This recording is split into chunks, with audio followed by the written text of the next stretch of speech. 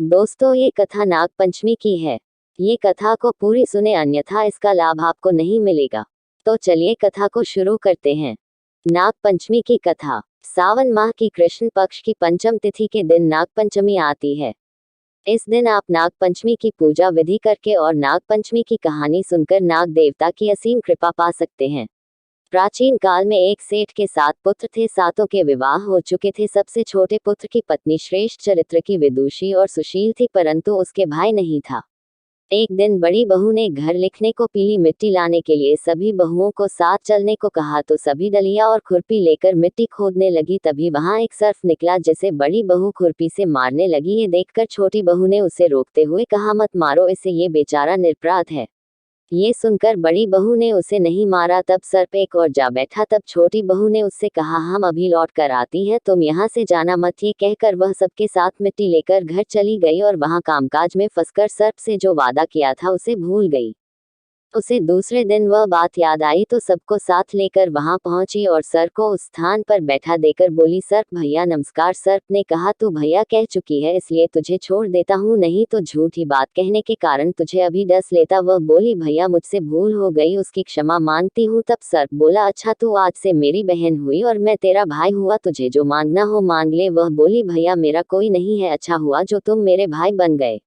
कुछ दिन व्यतीत होने पर वह सर्प मनुष्य का रूप रखकर उसके घर आया और बोला कि मेरी बहन को भेज दो। सबने कहा कि इसके तो कोई भाई नहीं था, तो वह बोला, मैं दूर के रिश्ते में इसका भाई हूँ, बचपन में ही बाहर चला गया था।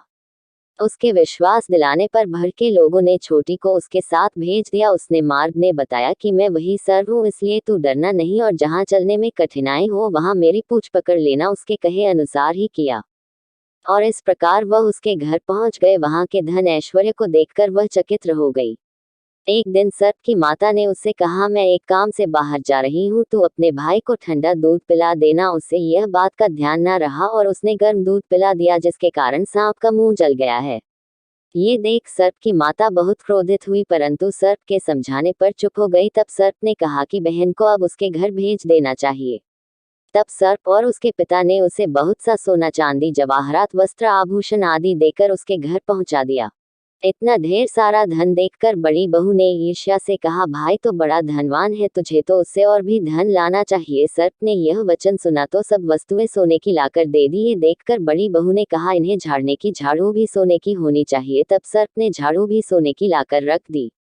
सर्प ने छोटी बहू को हीरा मणियों का एक अद्भुत हार दिया था। उसकी प्रशंसा उसे देश की रानी ने भी सुनी और वह राजा से बोली कि सेठ की छोटी बहू का हार यहाँ आना चाहिए। राजा ने मंत्री को हुक्म दिया कि उसे वह हार लेकर शीघ्र उपस्थित हो। मंत्री ने सेठ जी से जाकर कहा कि महारानी जी छोटी बहू का हार पहनेगी, वह उसे लेकर मुझे दे दो। सेठ जी ने डर के कारण छोटी बहू से हार मांग कर दे दिया। छोटी बहू को यह बात बहुत बुरी लगी। उसने अपने सर्प भाई को याद किया और अब आने का प्रार्थना की, भैया रानी ने हार छीन लिया है, तुम कुछ ऐसा करो कि जब वह हार उसके गले में रहे तब तक के लिए सर्प बन जाए और जब वह मुझे लौटा दे तब हीरो और मणियों का हो जाए। सर्प ने ठीक वैसा ही किया। जैसे ही रानी ने हार पहना वैसे ही सर्प बन गया। ये देखकर रानी चीख पड़ी और रोने लगी।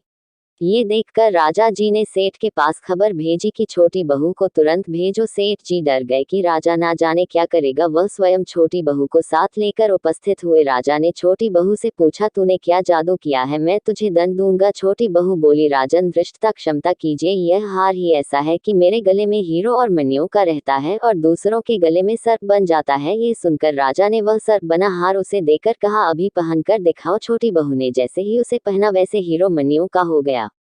ये देखकर राजा को उसकी बात का विश्वास हो गया और उसने प्रसन्न होकर उसे बहुत सी मुद्राएं भी पुरस्कार में दी। छोटी वह अपने हार और मुद्रा सहित घर लौट आए। उसके धन को देखकर बड़ी बहू ने ईर्ष्या के कारण उसके पति को सिखाया कि छोटी बहू के पास कहीं से धन आया है। ये सुनकर उसके पति ने अपनी पत्नी को बुलाकर कहा, ठीक ठीक बता कि यह धन तुझे कौन देता है। तब वह सर्प को याद करने लगी। तब उसी समय सर्प ने प्रकट होकर कहा, यदि जो मेरी बहन के आचरण पर संदेह प्रकट करेगा तो मैं उसे खा लूंगा। ये सुनकर छोटी बहू का पति बहुत प्रसन्न हुआ और उसने सर्प देवता का बड़ा सम्मान किया। उसी दिन से नाग पंचमी का त्योहार मनाया जाता है और स्त्रियां सर्प को भाई मानकर उसकी पूजा करती हैं। तो दोस्तों, ये कथा आपको कैसी लगी नीचे कमेंट बॉक्स में जरूर बताएं।